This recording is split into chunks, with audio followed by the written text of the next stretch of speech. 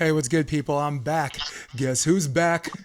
Back again, Jason DeBiss. This is episode 27 of the Option Podcast. And with me today, I have our immortal beloved Duncan Avery. Stay tuned. The podcast starts right now.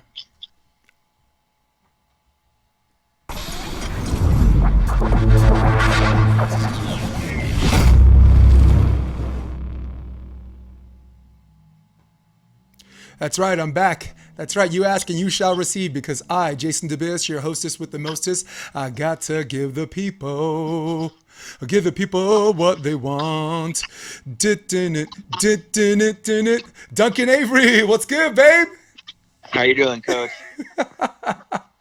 I'm so glad you're joining the show, man. Oh, We were just talking about one of our coaches, Dylan Holland, right? Was took a job shoot, bring me back. Where was it again? yeah, he's over in Laos doing some computer engineering and decided to go over there to pursue a career. So we're happy for him. We miss him at Evolution, but he's doing well over there. Yeah, he had one of these big old raggedy beards when I first met him. I called him Sexy Jesus. Yeah, you saw like him and Todd Hollenbeck play together. It was just like it was a beard life. And the first time I saw the two of them, they played the McKibbins. It was just they looked like 300 the movie. That's So pretty good. so Duncan, let's reel into the easy part. Duncan, for everybody listening, Duncan Avery is the program director for Evolution Volleyball Club. It's out of Redondo Beach, California. Little upstart, soon to be superstar club. Tell us a little something about that.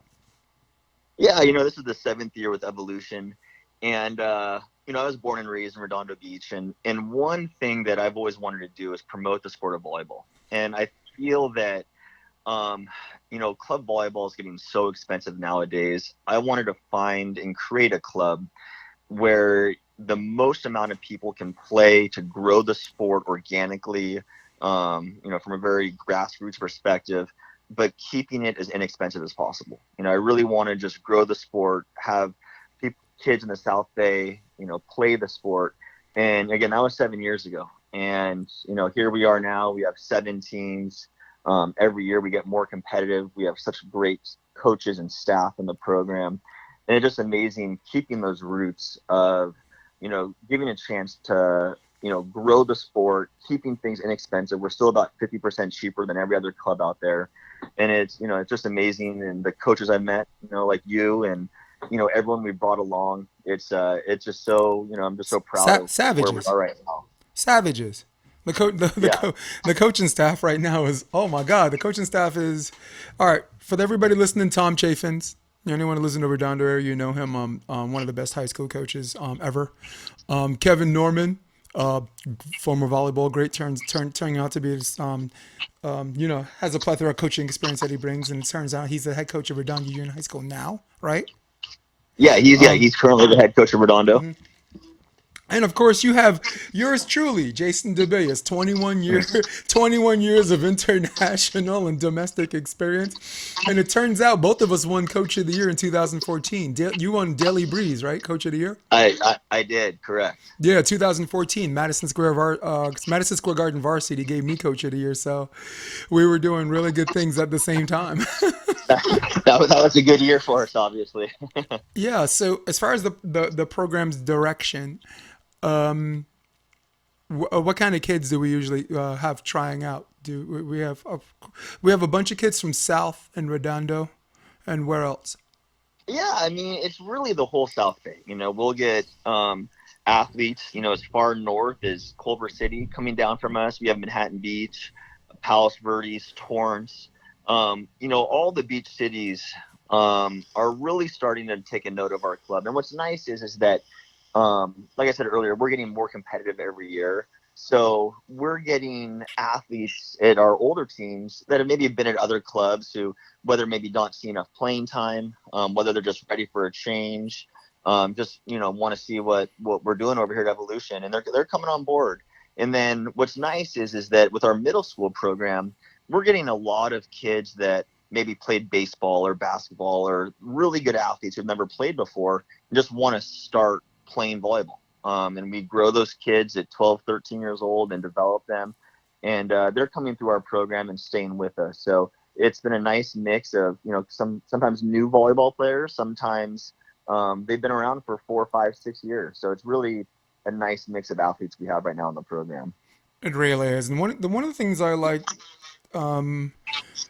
about the program is that the guarantee the contract, the guarantee contract is that every single player plays at least one set in every tournament. And Yeah. go ahead. No. I say, yeah, go ahead. Finish your thought. No, and I find that one of the unique things in comparison out of all the other competitive clubs, a lot of the competitive clubs, you have kids that join the team that under the premise that they already know they're not going to play. They just want to practice with their contemporaries of competitive nature, and they want to perhaps have good coaching, which I can get into later, but I don't want to be such a Debbie Downer because I think there's a difference between good coaches and glorified babysitters, but. Yeah, the thing I liked about that attracted me to evolution is not just good human beings, but everybody gets to play a set in every tournament. Yeah, and I think that's a real, not a selling point on our club, but it's just a philosophy we have. It with the staff we have, and at the staff of the local clubs, there's phenomenal coaches. You go to some of the great clubs around us. There's a lot of really good coaches in the South Bay that we're so fortunate, and kids have a chance to play for a lot of different options. But we do guarantee one set every tournament because, I'm a big believer of you get the most development on the court. You need to see the live bullets. You need to see gameplay. You need to be in tournament situations. You need to be in games when it's, 24-23, chance to win a set, or maybe you're down by one and trying to come back and feel that pressure that you just can't, recreate in practice. And you can try, but there's a difference when you put on the jersey, when you're competing against someone else in a jersey where there's fans and referees. And it's just when you can get that live game experience, I think you get the most development. And that's something why our athletes develop at a pretty high rate, is because everyone's guaranteed court time. And as a director, when other clubs are charging $6,000-7,000 and athletes on the bench for maybe all day, they're not even seeing playing time, or maybe a serving sub here and then. It's such a disservice to the athlete of, hey, I'm sitting on the bench all day and I'm wearing my uniform, but I don't get to play. So I really feel that that's a nice, way to develop kids in our program. I also think that the thing that I like about it is, okay, everybody plays a set, and when someone hears that from the outside looking in, it's like, okay, you're in a club where everyone gets to play a set. What kind of players are they recruiting? We have pretty good players. When you have a bunch of competitive kids that are like, all right, I want to play a set, but I want to play more. Now a true meritocracy takes over in practice. Right? I mean, if they want more than a set, show me. You want to jump serve? Show me in practice you could jump serve, you could hit it effectively. Oh, coach, I want to play oppo instead of middle. Show me that you can close the block outside, and show me that you're a good D zone hitter. Show me, you might have good off hands in an old school system. It's not a libero, but it's one of those things where now practices are more galvanized because kids not only know that they have to go to the tournament. Dude, I have to play, but Yeah. but I might want to play more than one set. Yeah, and you know what? And I think all of my coaches, especially you're good about getting more than that minimum set, because again, that's our minimum level. And Yeah, again, it is based on competition and practice, like you said. It's based on, hey, when it's a playoff match, we're trying to compete and trying to do really well for the club, but we're also trying to develop the athletes. And again, the better the better you perform in practice, the more playing time you are going to receive. So there still is a competition factor in every practice to earn that playing time. I've also the teams that I've coached. I'm on what, year 5 right now. I joined you in 2016. Yeah, yeah, that's right. Jeez. It's been a Wow, long time time. flies, huh? Dude, I had a kid. um, so for me, I've been lucky enough to have teams that are, in the classic sense of the word, a true team. So it's one of those things where playing a bunch of people wasn't, it wasn't a star. I didn't have star driven teams where like there were two, three players or four, or like a starting six that had to be on the court for us to win. Yeah, So exactly. I've averaged, and for those of you guys listening to me and all the kids who are interested in playing club at Evolution, I coach 16s, and this year I'm coaching 17s. I averaged 10.45 players a match. So Yeah. in a match sixes where there's seven people in the libero, maybe you have someone come in a block or maybe a serving specialist. I average 10.5 people every two sets. 10, Yeah, that's amazing. ten That's an point ten amazing point five. number.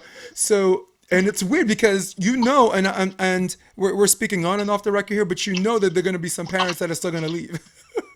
Yeah. you Oh, know, so there's yeah. Yeah, it's funny is that when I played club volleyball back in the day, and this is 20 years ago, um, it was I tried out for one club. My from my freshman year to high school, I only went to one tryout. I played for one club. I was loyal to them, and there still are a few kids like that, but the majority of kids now, they love the tryout process. They love to go to every club, see what's the best fit for them. And again, that's just the culture we live in, is where it's you're always shopping around trying to see what the best fit for you is. But things definitely have changed from a standpoint of, hey, I'm with one club and that's who I play for. And we're trying to really reward those kids who want to come back and play for Evolution. We really try to create something with our younger teams, like a really special thing. Our 14s won that we won the Holiday Classic in the club division this time we've ever had a win. Our 15s took third in the Holiday Classic, so we've had some success with our younger teams, and yeah. hopefully a lot of And those one of the kids. teams were undefeated, right? One of the teams won Yeah, every single set. the 14s did. So and again, we're trying to hopefully get those kids staying in the program and wanting to be with us, but we do understand there's going to be turnover every year, and we're going to get new kids and we're going to lose kids, and that's just part of the business we're in now. Yeah. Speaking of the business we're in now, what's okay, as the program director, what news did you get from USA Volleyball as far as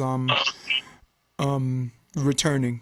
Again, for the people listening, the boys go on varsity break. The boys volleyball season, and almost every region except for like Long Island, New York, is in the spring. So the kids are playing in their high school varsity season in the spring, and then after the varsity season's over, they return in May, and then June and nationals are the first week of July. So we're supposed to return in May. What's going on?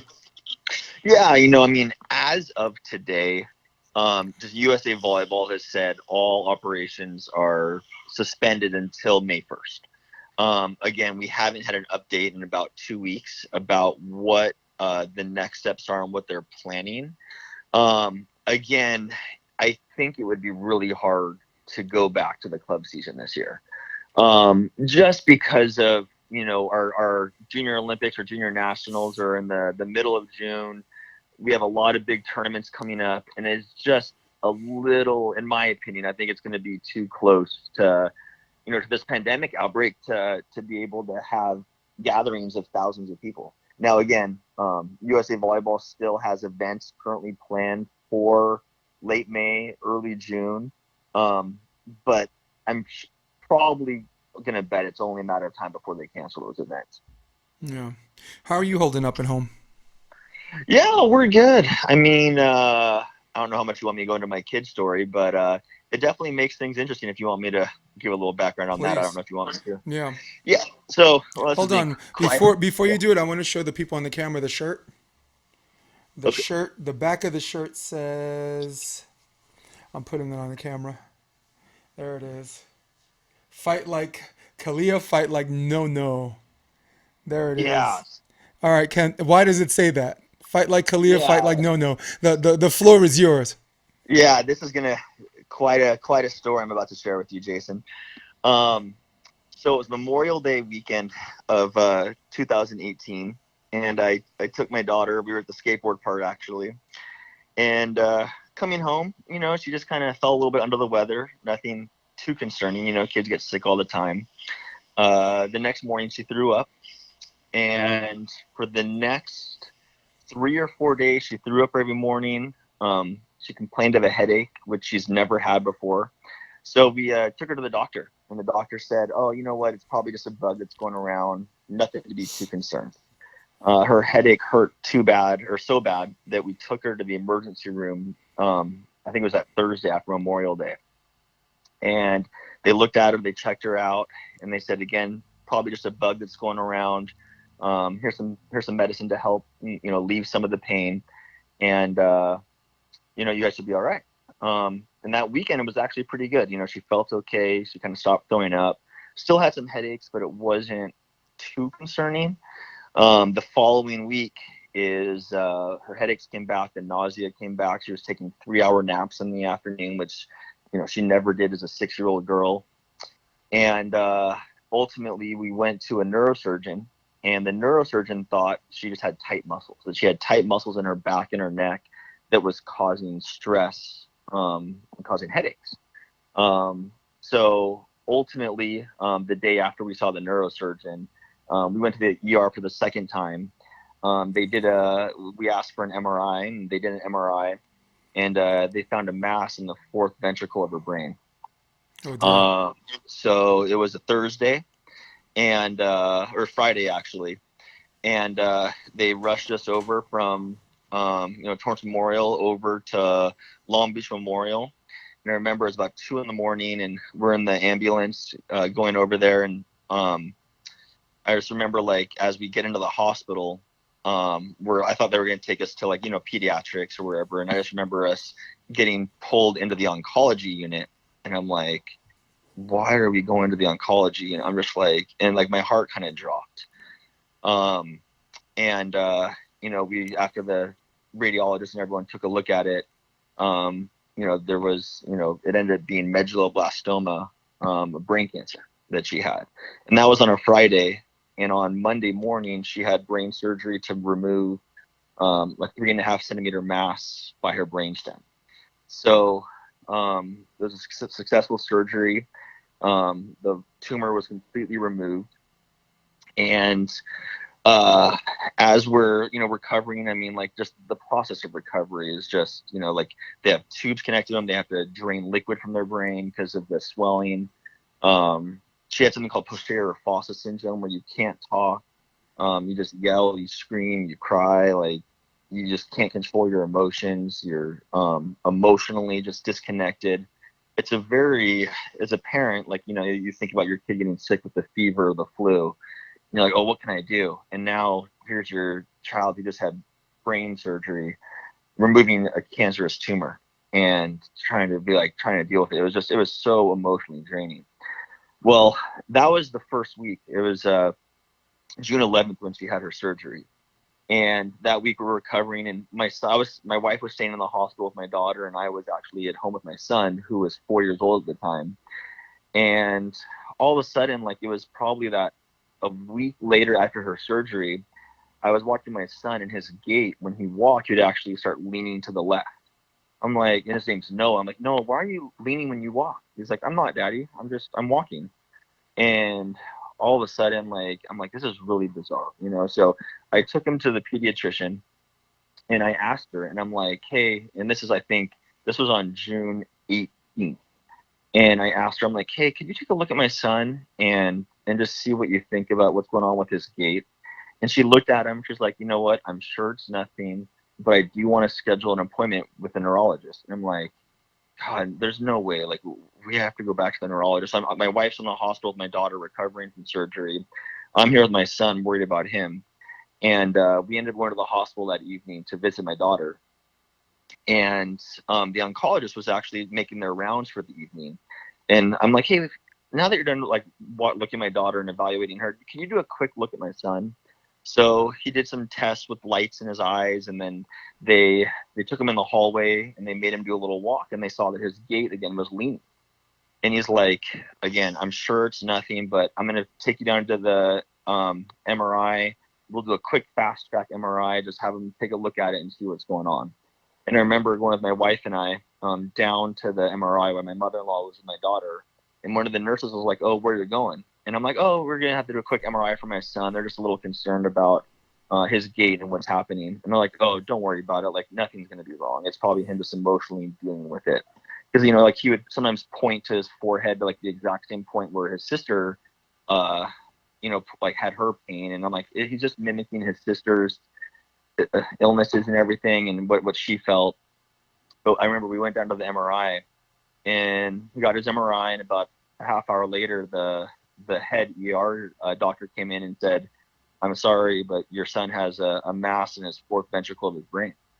And my wife and I mean, we just broke down hysterically crying. I mean, we're just like, how is this possible? Like, how is this physically possible that two kids in a matter of a week and a half are diagnosed with brain cancer? Like, how has this happened?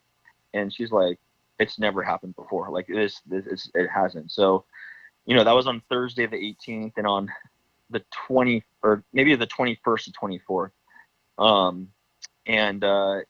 That Monday, that I think it was Monday the 24th, he had brain surgery, and same thing for medulloblastoma. And again, medulloblastoma, it's a pretty common brain cancer for kids. When I say common, there's only 300 kids every year in the U.S. that are diagnosed with medulloblastoma, and we just happen to have two of the 300 in 2018. And again, there's never ever been a brother sister diagnosed with medulloblastoma at the same time. So because of their age, and he had a successful surgery, his tumor was actually 5 centimeters compared to Kalea's, which was 3.5. And again, his tumor was fully removed. And the number one way to help cure and treat brain cancer is through radiation. Now, if you're unfamiliar with radiation, when you go through radiation, there's so many side effects. It drops your IQ. Particularly with children. I mean, when you think of radiation, nobody thinks of radiation for kids. Duncan, Yeah, sorry, continue. yeah, no. So, and what happens is like they say, when we give you radiation, there's chances where you can't gain any more IQ points. You could have early puberty. You can have problems with your endocrine system. You'll have just and with Kalea, we did photon radiation, when they have to do the brain and spine. And when they do the spine, also the lungs and the heart and the liver and all the other organs, like everything is affected. So for my daughter, because she was older, and 6 years old is the youngest they'll give radiation unless it's absolutely necessary. She had 30 rounds of radiation, and then she did 9 rounds of chemotherapy. And since August of 2019, it was her last round of chemotherapy. And she's been in remission since August, which was, it's amazing. For my son, because he was too young for radiation, and they wanted to save his brain and try to save. How old's your son? He was 4 when he was diagnosed. And your daughter? She was 6 when she was Okay. diagnosed. So your son? Yeah, so he was 4, and again, so he was about a year and a half away from being old enough to do radiation. So they put him in this Head Start 4 program.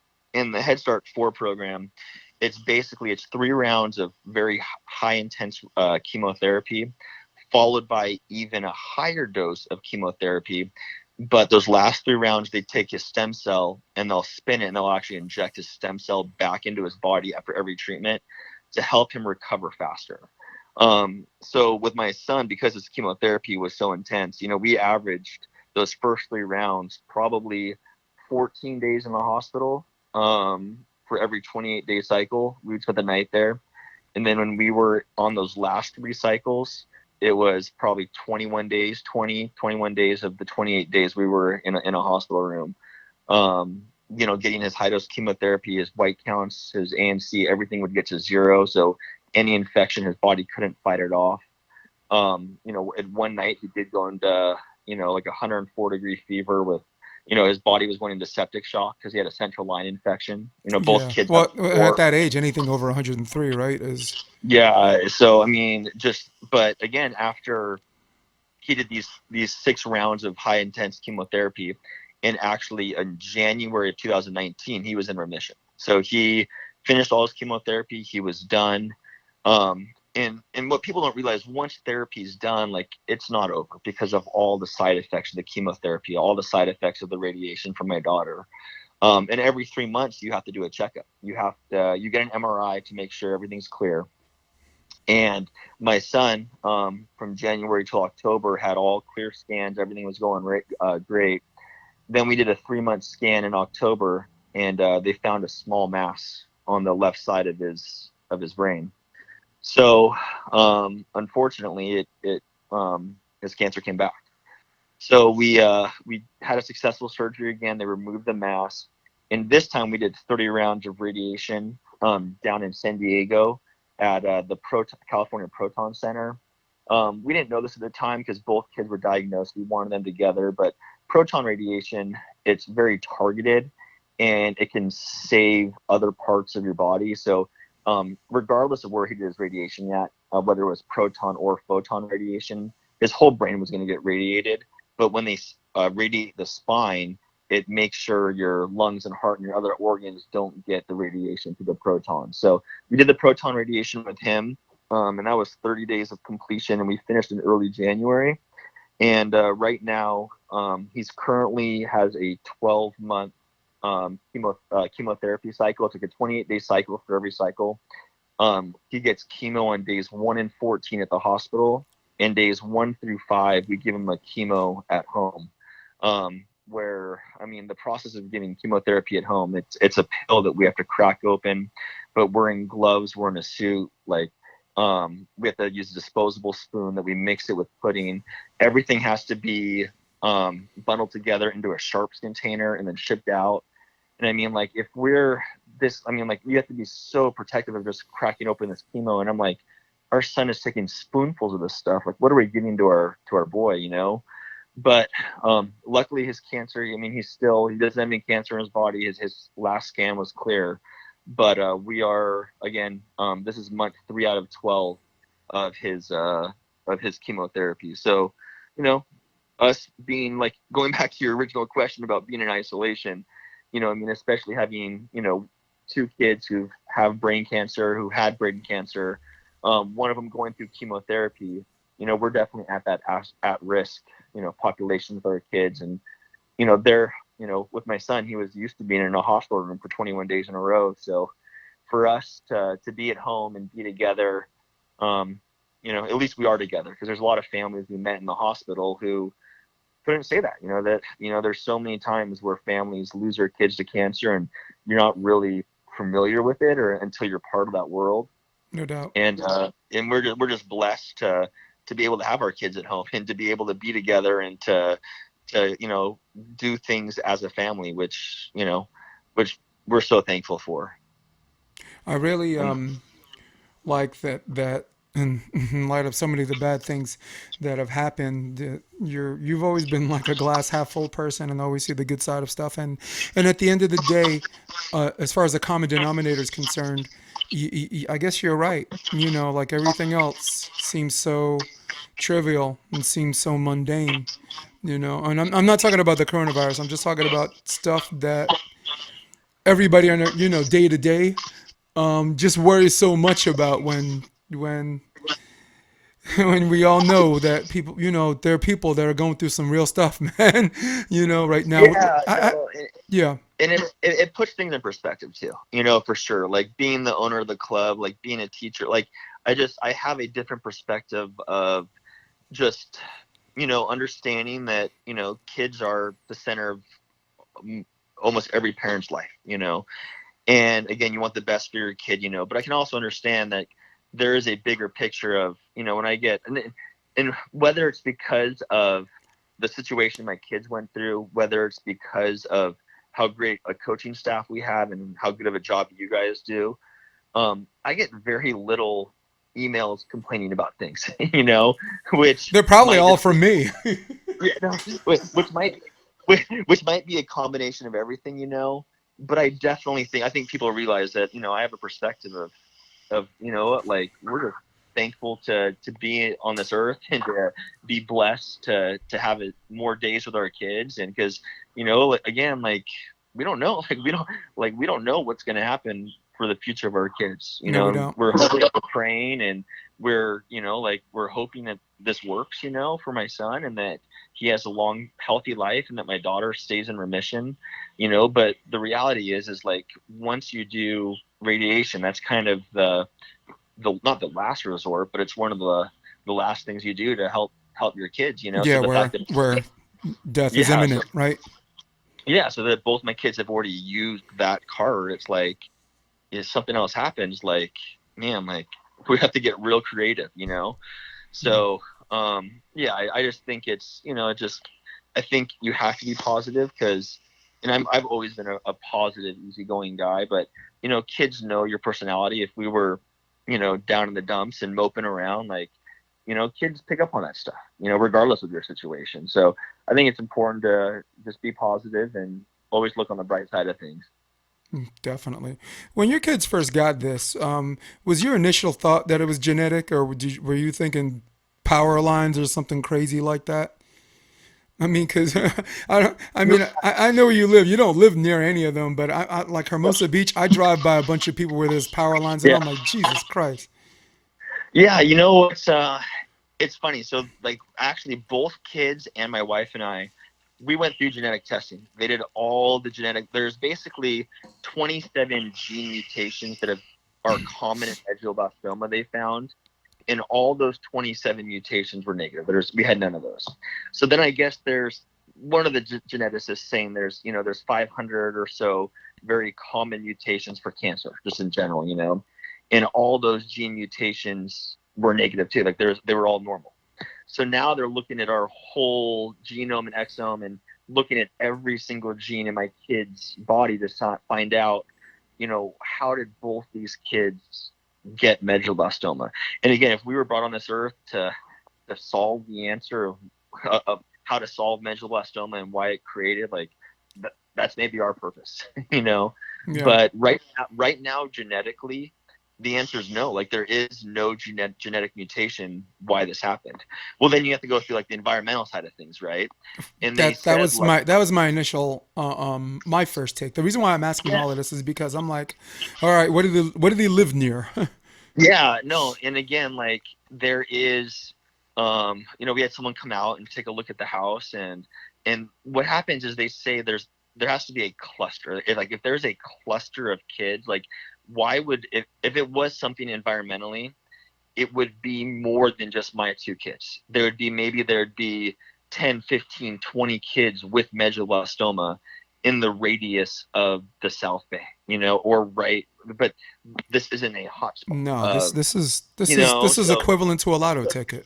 yeah, and again, like, I mean, like, like, there's all sorts of conspiracy theorists out there, and a couple of families have reached out to us, and, like, we live probably a mile and a half away from, like, the Torrance refinery on 190th. And again, like, people are saying that causes illness, because, there are cancer cases of kids in the South Bay, that does happen, but it's just, I don't know if there's a big enough cluster to say, hey, this is the reason why, because why are some kids getting it and some not, and I think from my childhood development class in school, it was everything's genes and environment, probably a combination of the two, right? Hmm. Yeah. So Let me ask you something, and maybe I'm steering in a completely different direction. How you were still coaching when you had kids, and eventually you stepped back because you wanted to spend more time with them. Has your style of coaching changed when you had kids, or when you were, or you just been around kids long enough where you just let the evolution, if you will, take its yeah. process? Yeah, it's funny. My kids, I think, were actually 2 and 4 years old when I quit coaching, and at the time, I was a full time teacher. I was the varsity volleyball coach at Redondo. I'm still am the varsity surf coach at the high school, and I owned Evolution. So for me, it was, I was trying to run a club. I was trying to run a varsity program. I was trying to run the surf program, be a teacher, and be a dad. And I'm like, man, there's only so many hours in the day, and for me, like, my family's most important, you know. And as much as I love the Redondo varsity volleyball program, and that was my first joy and love and passion, like, it took up probably the most amount of time away from my kids. And I realized that, you know what, I still want to be connected to volleyball, which I can be through evolution. But that day-to-day time, I just want to spend more time with my kids. And, Yeah. going back to your question, I think once you are a parent, at least for me personally, I think I'm more patient and more forgiving to kids.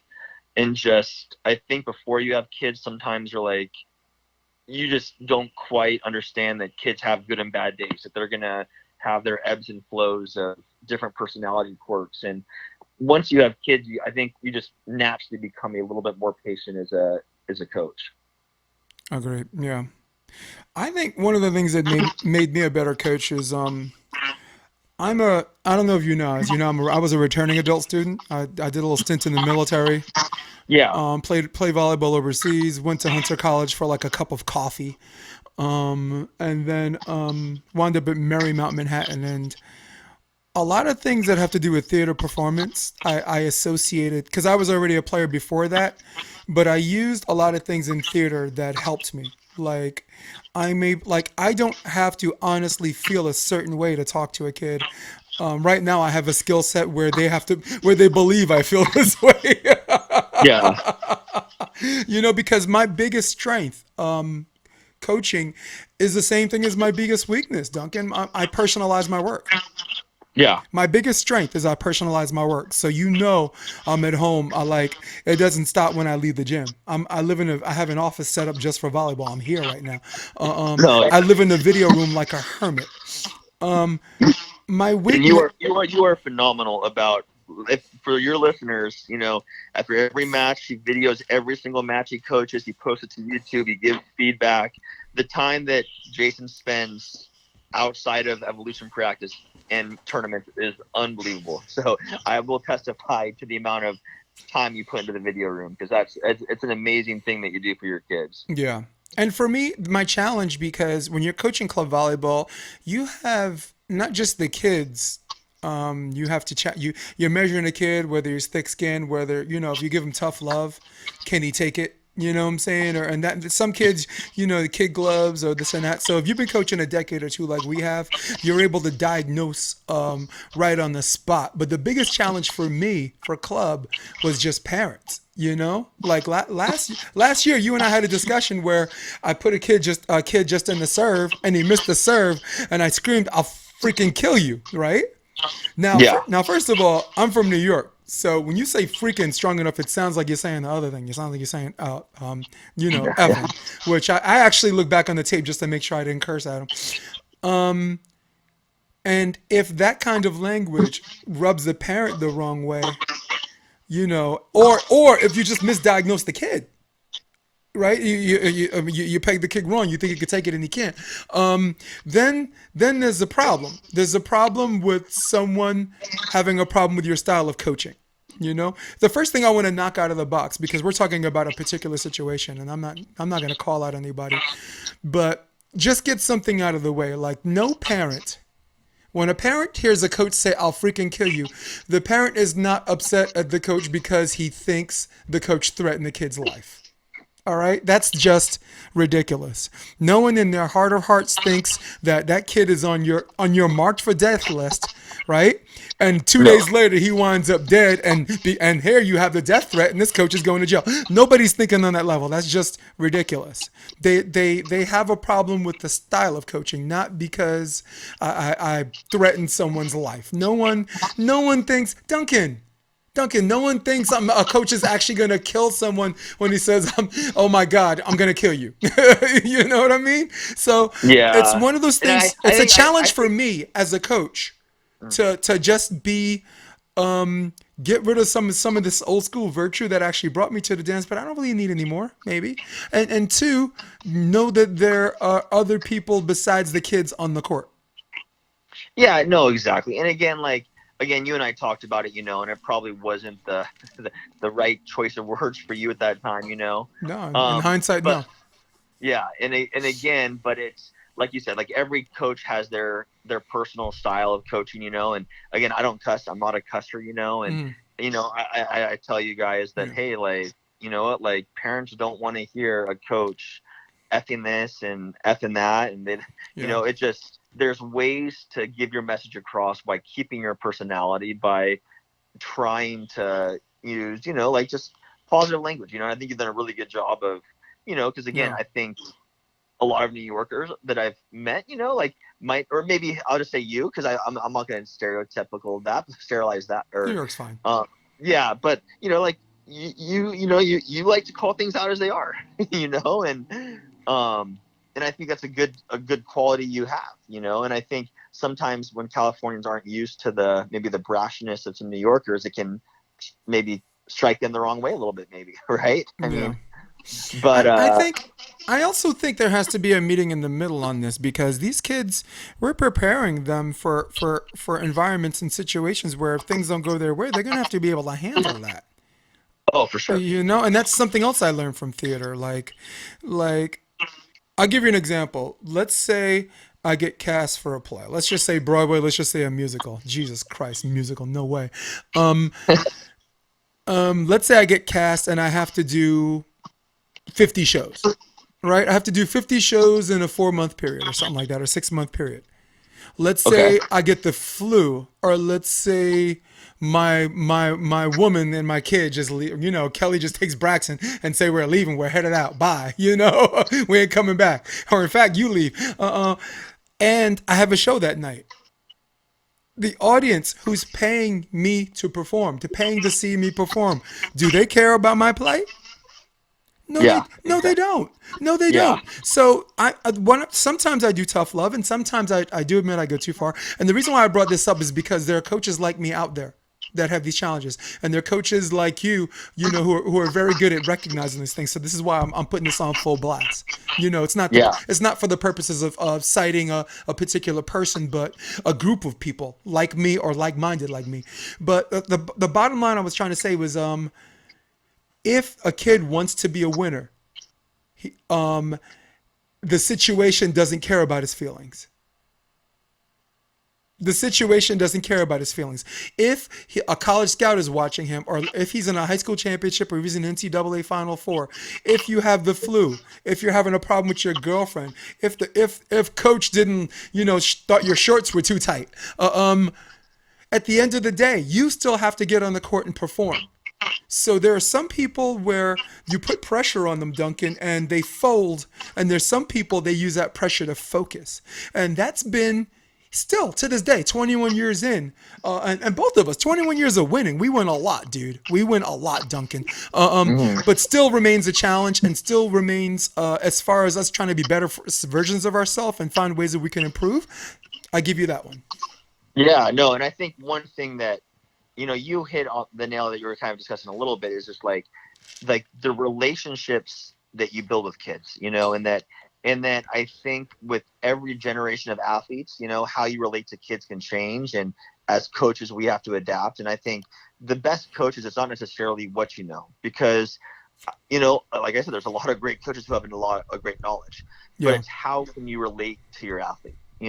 And again, how can you personalize that relationship, and how can you connect to that athlete for them to buy into what you're saying, and for you to give that message in a way that they can address. And you've had some athletes who they maybe want to be lit up and they want to have that tough love, and there's other kids who you have to handle with kitty gloves. And Yeah, I think and there's some part kids of whose parents encourage, are like, you need to be harder on Alex. You know what I'm saying? You're too yeah. nice. And then there's some they're like, look, he's Yeah, no, he's crushed. yeah, and again, I think it's just knowing that balancing act as a coach of, like build that relationship first, and then give your knowledge. And again, it might just be, however you relate to every kid, but the best coaches can find a way to give that information and have the player believe in them. No, no doubt, no doubt. And again, that's not a revolution. That's an evolution. Par Yeah. for the course. Hey, I want you. You played for Redondo High School, right? You were a setter. Yep. Set at Redondo. I set at That's El right. Camino, and played at Long Beach State. All So state, yeah. all state, all state, all state. I like it, man. Um, is there a specific match or a play that was a defining moment for high school. I bring your attention, not high school, not Long Beach State. Is there a specific match or a couple of plays where you're like, I can be really really good at this, or I'm gonna be, I think I'm gonna be one of the best, or a top five. You know what? When you're saying this, I've actually no one's ever asked me this question before, but it was funny. It was my junior year. It was uh, you know 99, and we had an unbelievably stacked team. Aaron Watchfogel was one of our main outside hitters. He was like an AVP guy who played at Pacific. We had Jesse Webster. We had Owen Hansen, who ended up playing at USC. A lot of really top players, and we arguably lost from the '98 team the best setter who's maybe ever played at Redondo.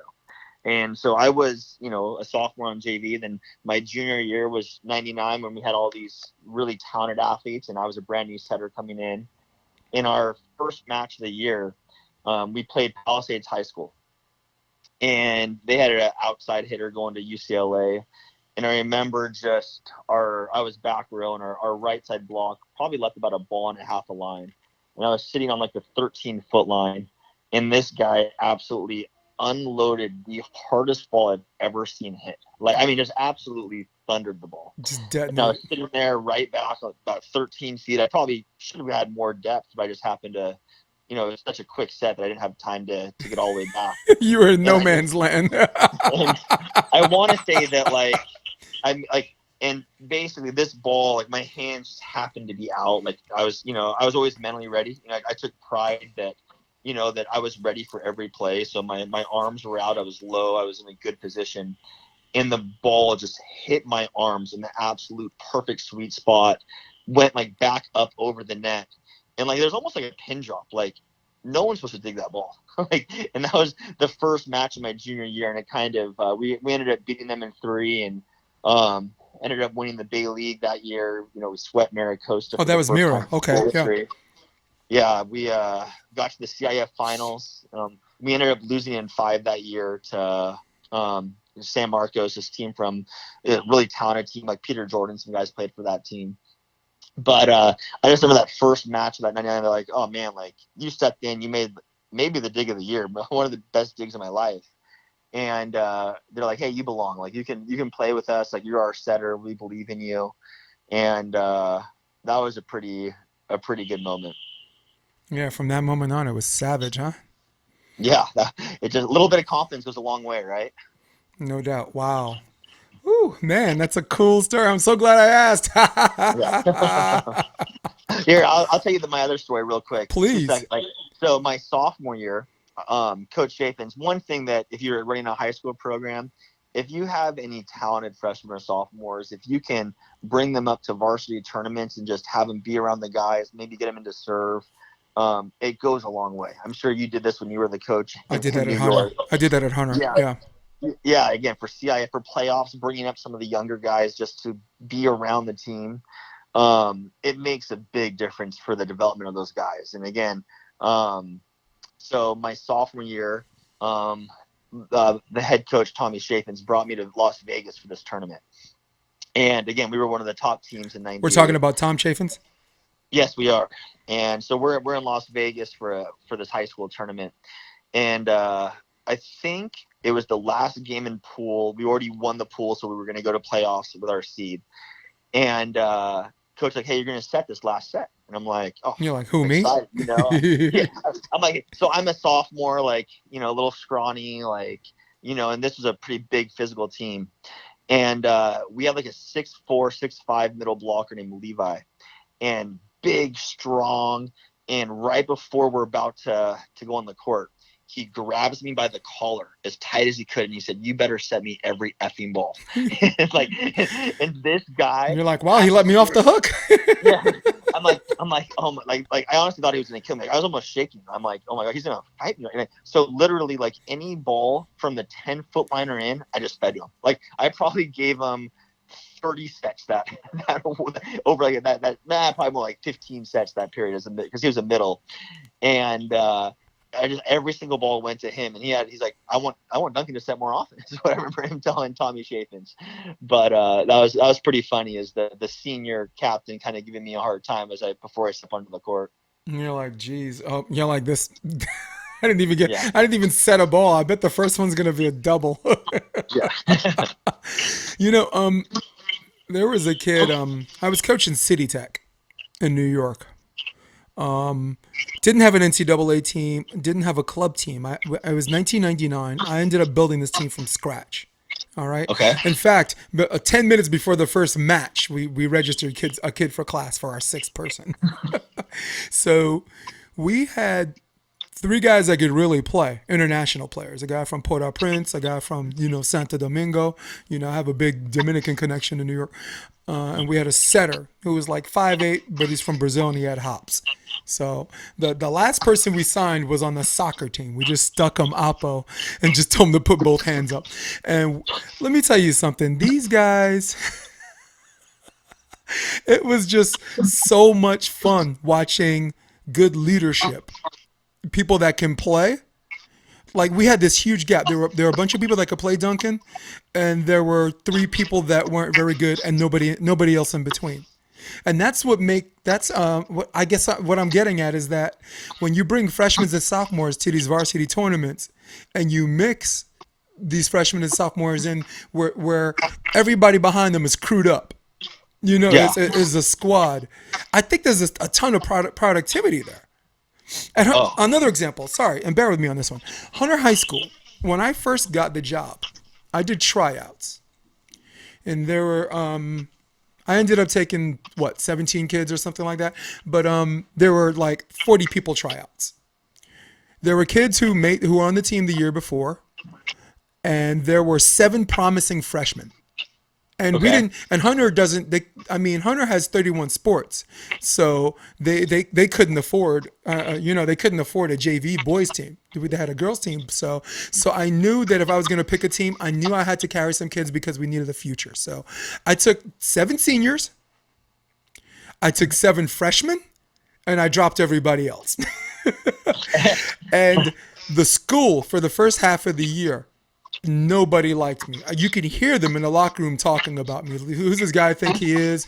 He's messing with our culture because Hunter High School is predominantly Asians, and Asians in New York, volleyball is their number one sport. Okay. Volleyball and basketball is a close second. So you go to the 9-man tournaments, it is a zombie apocalypse. It looks like Manhattan Sixes, except it's on asphalt. And there's 9 people on the court. There's like 4 front row blockers, 5 front row blockers, and 4 back row defenders. So if you could draw that picture in your head, what Chinese 9-man looks like, and I'll send you a link later. So what happens as the season goes on, we start winning some games, and then when the playoffs come, we play Bronx Science, who I believe was the number 4 seed, and we beat them. And then won the next match. And then with this team with seniors, 7 seniors and all freshmen makes it to the quarterfinals. Oh, nice. First year. So now and as you know, volleyball is one of the only sports where the girls support the guys and the guys support the girls. Yeah. Like basketball, you see a little bit of that, but volleyball, there's no sport better than volleyball, except for maybe track and field, where this incestuous relationship where the team managers, the people doing the scoreboard, someone calling lines, someone working this, is all going to be from the opposite sex. Yeah, it's true. So now the quarterfinals come. Now all of a sudden I have 14 managers, and I'm like, where do all these people come from? Now all of a sudden I got someone holding the camera, and I got someone doing side to side, and then the freshman, the sophomore year comes. All of the kids who got cut that were like, F this guy, they all tried out again. Oh, nice. Because I knew a lot of those seniors would be juniors. Juniors would be seniors, and I knew that if they were thick-skinned enough to diagnose why they got cut. If they came back to try out, I knew that that even if they weren't good enough, I knew that they could take it. So I ended up taking a lot of those kids the next year. 2 years after that, we win the PSALs, which by the way, my finals was victory number 100. You couldn't script this better. There's Oh, as a high school coach, it was victory number 100. It was our finals win. oh, that's a 38 and story. 1 record. The one game we lost was a team we met in the finals. We avenged the loss. The only team that beat us, Staten Island Tech, which in New York we called the Machine. This guy made a machine that like spikes volleyballs at kids like 100 miles an hour or whatever. So what they do is their blocking and their defense puts so much pressure on you, you start missing, or you start tipping and you start doing all these things. They swallow you. This team drags you into deep water where they swim every day of the week, and you drown. and Oh, and that was the team we had to beat. And they were the only team that beat us out of the Long Island teams, out of the private schools, out of the public schools. I wanted to play 40 matches, so this way when we were doing national rankings, it was real. Like our record was real. It wasn't just puffed up.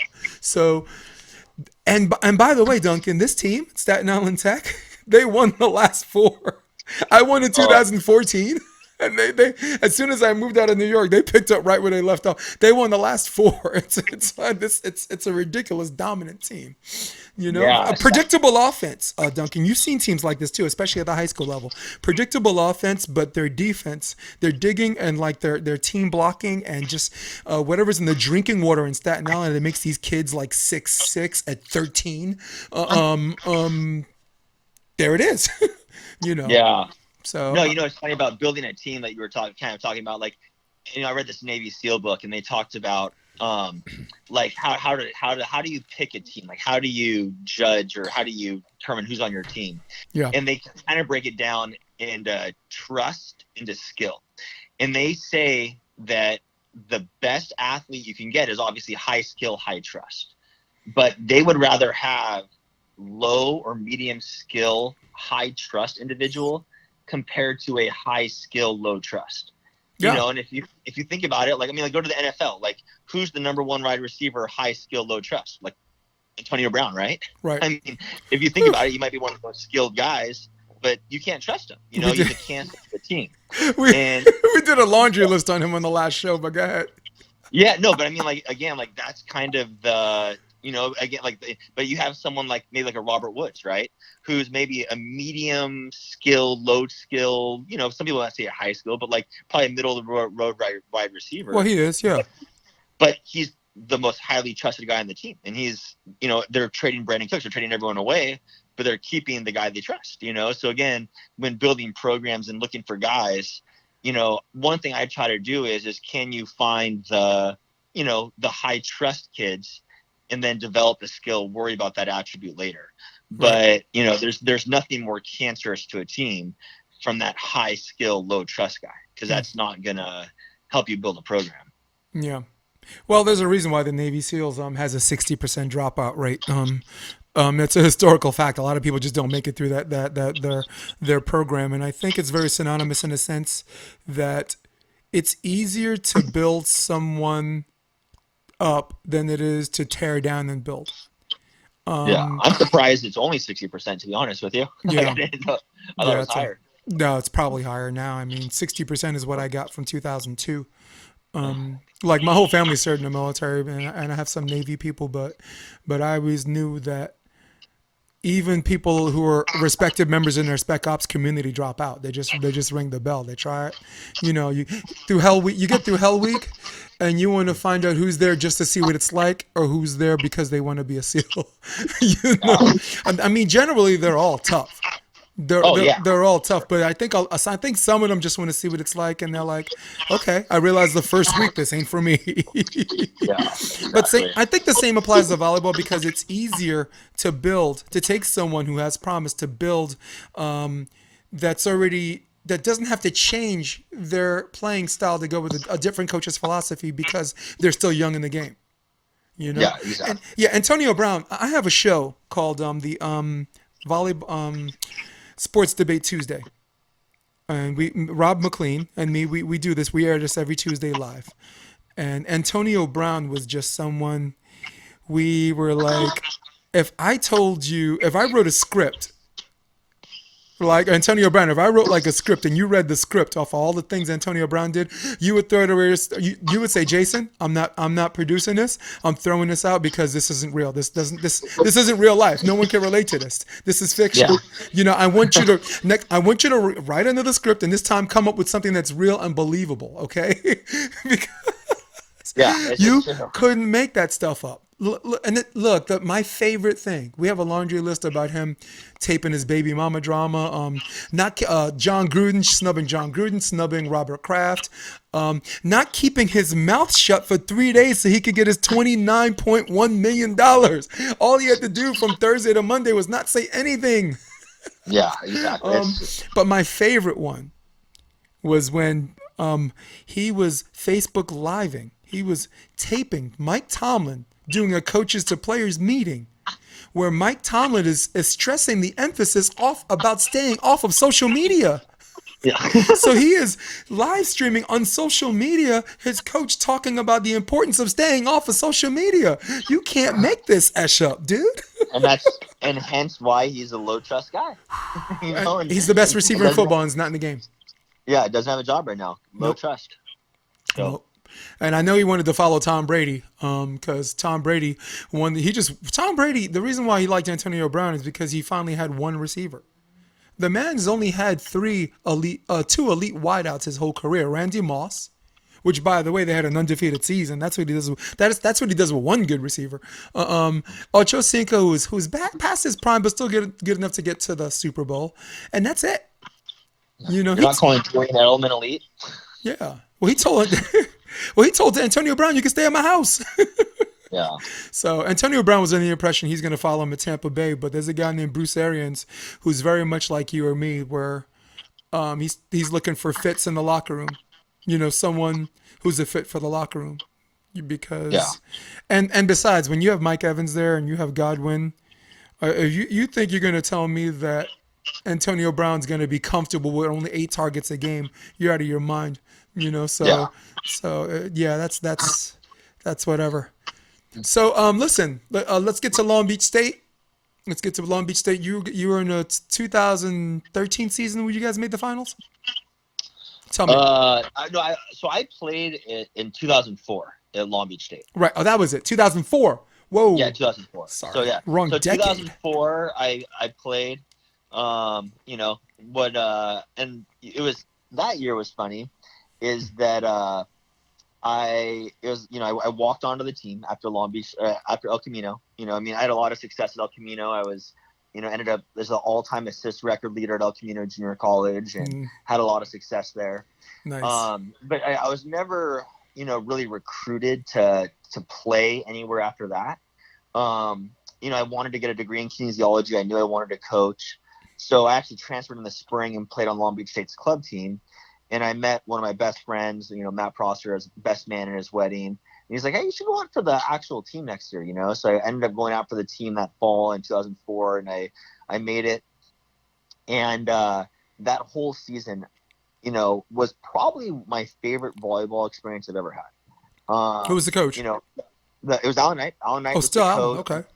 It was on that team. I mean, it was the most competitive, athletic group of guys I've ever been around. Tyler Hildebrand was setting. David Lee was in the middle.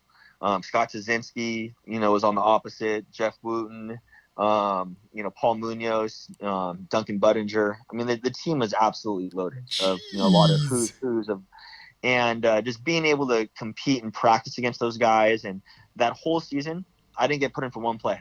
I didn't coach never put me in to serve or to play defense or to dress out on, so I've been where I've been the best player on the team, where I've, had the state records and all CIF and all state and all those records. And I've also experienced not playing at all. And so I can relate to parents when, about playing time, because I've been on both sides of the spectrum.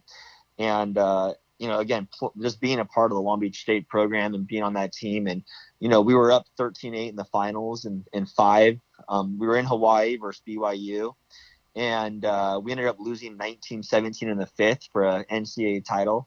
So that was heartbreaking. BYU won, huh? Okay. But, Who'd you beat in the semi? Who'd they beat in the semis? Uh, in the semis, BYU. God, who did? Because we were the number 1 seed. We beat. I can't. I'm drawing a blank. I think it was Pepperdine in this. Was it Pepperdine? Or no, Lewis. So BYU beat Lewis. Yeah, BYU beat Lewis, and I think, I think it was Pepperdine. I'm not exactly sure though. Right. So, Yeah, because 2002 and 2003, the previous champions were just BYU, Lewis and Hawaii got disqualified, I think. But yeah, like yeah, one of my best friends from high school is Ryan Stuntz, and he was the libero for. He actually played at El Camino, then went to Lewis, and he got an NCAA title when they beat Pepperdine in the Pyramid at Long Beach the year before. So that's why, yeah. So he was on that 2003 2014. So I was in Hawaii with him. that was John Mayer. Yeah, John for Pepperdine, yeah, and for Yeah, Sean Lewis, Rooney. Yeah, okay. yeah, yeah, and for Lewis, there was a lot of just international guys, and unfortunately, they did get their title stripped because of some ineligible players. But my friend Ryan still has his ring. Like he's like, I have no one's taking my NCAA Yeah, ring yeah, away come from me. get it. Yeah, I know that we won that tournament. Like I got my ring still. There you go. No, So cool. Forget all that. No, yeah, come get my ring. See what happens. yeah, Touch my ring. yeah, Yeah, so that is rather unique. You go from all state to someone who doesn't get any playing time, and I think that's probably when you're looking from the outside in, you probably tell yourself, I could probably coach this. yeah. Yeah, what's nice is that that was my junior year. Then my senior year at Long Beach State, we're in individual workouts, and I was making blocking moves with Coach Greg Vernovich. Vern, he is what an unbelievable motivator and coach, and he ended up quitting volleyball to be a guide to help climb mountains and all over the world. But that's another story. But anyway, so he's on a box on one side of the net. I'm making blocking moves. I go up, make a blocking move. Ball goes between my hands. He gets me right in the eye. My eye popped back. It tore my retina completely in half. And this was we had like 30-minute individual workouts. And this was probably 10 minutes into the workout. And if you've ever been like hit in the eye or like a ball hits your eye, like it's all blurry and you're like, oh man, I can't really see. So like I kind of was rubbing my eye and got back in line, and like my next blocking move, I crisscrossed my hands to protect my eye. And coach was like, no, keep them apart, and like I guess like that was the end of the blocking drill. But I had like 20 more minutes of a private, and the whole time like I couldn't see anything. I'm like, dude, like my eye is just something's wrong with my eye. So at the end of the individual, I told coach, I'm like, hey, I need to see the trainer. Like, and he looked at my eye, and like you can't really tell when you tear your retina. But the trainers are like, oh man, you gotta get someone to look at this. So I actually ended up having surgery. That was a Friday. From Friday to Monday morning, like I was completely blind. I couldn't see out of my right eye, and my left eye was kind of fuzzy. Like it was kind of a scary experience. And then Monday morning, I had surgery to repair my torn retina.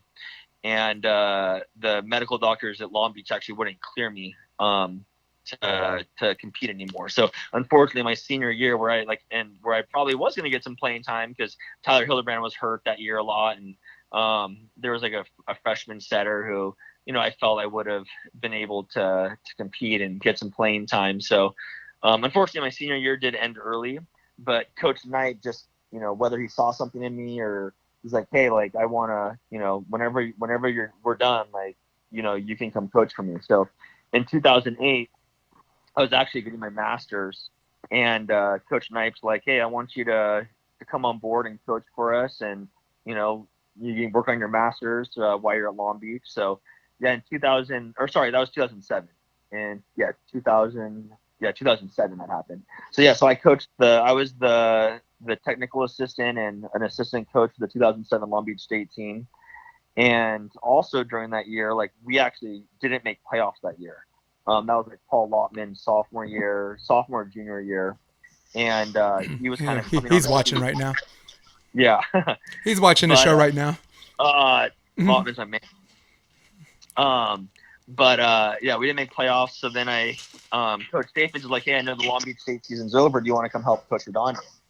And it was a spring break practice. So I went to the Redondo gym, and like only 3 or 4 guys at Redondo showed up. And Coach Chafin's like, you know what, like I think I'm ready to be done with the boys. Like he had his girls team off and running, so he asked if I wanted to take over spring break. So I was like, man, Long Beach is done for the season. Like, yeah, I'll take it over. So kind of without asking the AD or anyone, we kind of just Chafin's like, hey, you're going to be the coach of the team from now on, from spring break for the rest of the year.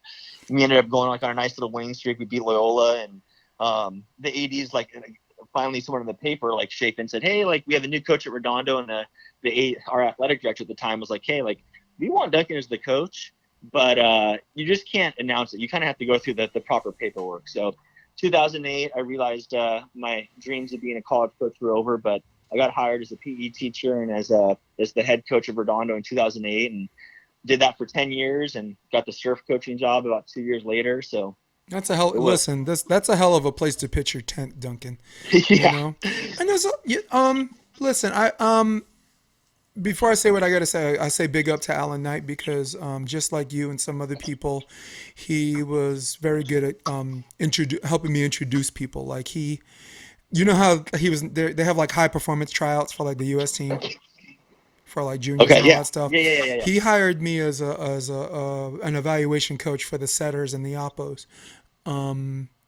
He knew someone, Chi DiMaggio. There was a friend of a friend, and she was like, listen, my friend Jason, he moved to California. He's a real coach, and you should use him. So Alan Knipe's like, it's Super Bowl Sunday. Nobody else wants to be here. Let me give this kid a shot. Yeah. So it was one of those things where he didn't know me, but he was really good. He's really good at giving people opportunities. He's Oh, really, he's really, amazing. he's really, really good at giving people opportunities. And I'm eternally grateful of that because every time I see him, like he remembers, because I was just acting like a New Yorker.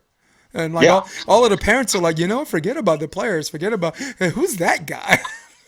Yeah. And No, I the mean, I parents think, were like, "What's your name? I have to know your name before I leave." So it was one of those things where I made a very, very good impression, where I wasn't even supposed to make a good impression. You're a court evaluator, not even supposed to be seen or heard. So big up to him for that. yeah, no, But I'm eternally grateful for him letting me walk onto that team, and mm, for me to be part of his coaching staff. I mean, I think as a player, like you take bits and pieces. Like a lot of my coaching is from Tom Chapin. A lot of my coaching stuff is from Dickie Blunt and El Camino and the club coaches I had. But a large part of my philosophy and a lot of the stuff I do is from Alan Knipe and from Long Beach, and yeah, just he's you're definitely a unbelievable. middle first coach, Yeah.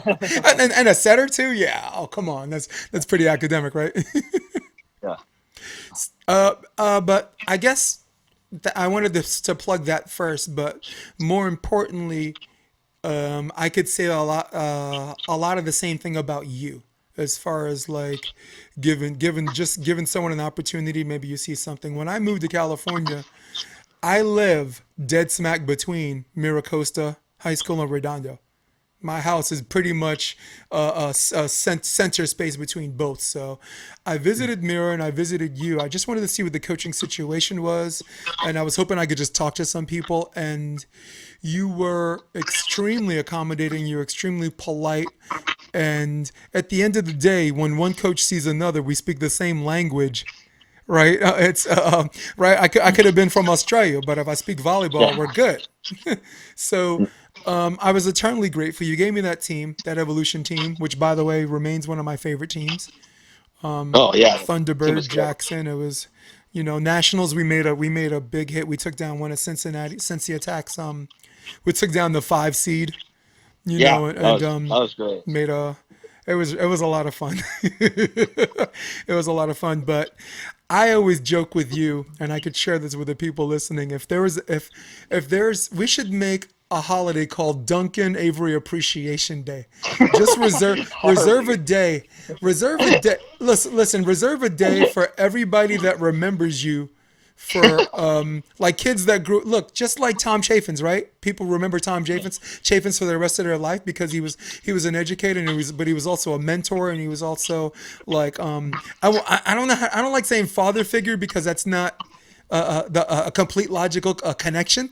But there are kids who remember you, and they're grown ass men like me that remember you too. So Duncan Appreciation Day, we got to figure that out. All right. Well, thanks, Jason. I Do you want appreciate that in that. the summer? right? Is summer better, or is it California? It doesn't matter. Doesn't mean Yeah, nothing. yeah. Except for this rainy weather we've had, but yeah. Yeah. Well, for the AVP, my birthday's the Sunday for the AVP finals in Hermosa Beach, if that's still happening. Oh, that's all. I'm picking up Rob McLean as one of my players, whether he plays with Rob Diorora or whoever. He was training with Ali San, so and he was also training with P1440, so he's really upped his game. So I'm supposed to be coaching him, and I'm doing analytics for Rafa Rodriguez at Ratledge's partner. Hopefully again this year. Rafu is another guy that gave me my opportunity. Like, I wouldn't be coaching AVP players if it wasn't for him. He's the one that kind of gave me my in. But I also helped him and Kevin McCulloch prepare for Manhattan Beach a couple of years ago in Temecula. So we got a good relationship that way. But Yeah. so wow, we're in. Well, hey, well, thank you for having me, Coach. I appreciate you having me on your podcast, and I hope to maybe we'll find a way to coach the rest of the season at Evolution. But if not, you have a lifetime contract, so we'll be seeing you in the fall of next year. Hey, I am, no matter where I go, no matter what I do, I'm Evolution. I'm Evolution all the way. I was Evolution before I came to California. I had a club team called Evolution. So and then Yeah. I got guys listening to the podcast right now. They see I'm wearing the Evolution T-shirt. I showed them the white one with the kids, and I'm Yeah. wearing the blue one. So, and by the way, I really like the design. Yeah. The new ones. Thanks. You're cool like that. You're swanky like that. All right. So once again, Duncan, thank you very much for joining the show, and see you soon. Yeah. Thank you, Coach. We'll talk to you later. All right, later. All right, people. That was Duncan Avery. My man, the myth, the legend. From a regional perspective, he's very well respected. He's certainly very much loved. And the ordeal that he went through with his, that is continuing to go through with his children, just makes everybody just look at things in perspective. People who are mundane about, I don't know, what they had for dinner. People who think that they were not good enough to start every single set in a match, and or people who, they're mad because they're making $100,000 instead of $125,000. There are things in life that are just that when you hear his story, that just make you take a step back, and you're just like, I thank God. I thank God for what I got. You learn to appreciate, and you always think you deserve more, but always take the time and appreciate the things you do have, all right? Keep that glass half full like this gentleman does. Ladies and gentlemen, that was Duncan Avery. That concludes our podcast. Our podcast is brought to you by Endless Summer Beach Volleyball and brought to you by Beach Volleyball National Events. Come play with us. It is also brought to you by NY Varsity Sports. Watching me, watching you. Thank you very much. For all of you at home, for all of you on your iPad, for all of you on your desktop, for all of you listening on iTunes, Facebook Live, YouTube, I'm Jason DeBias. I'm out of here. See ya.